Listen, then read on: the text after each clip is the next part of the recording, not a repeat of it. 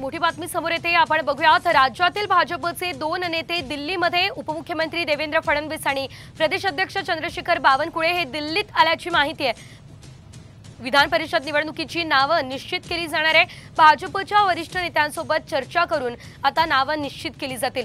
मंत्रिमंडळ विस्ताराबाबत देखील यामध्ये चर्चा होण्याची शक्यता आहे, सूत्रांनी साम टीव्हीला माहिती दिलेली आहे। देवेंद्र फडणवीस आणि बावनकुळे आता दिल्लीत गेले असल्याची माहिती मिळते आहे। राज्यातले भाजपचे दोन मोठे नेते अचानक दिल्लीमध्ये गेले असल्याने अनेक तर्कवितर्क सध्या लढवले जात आहे।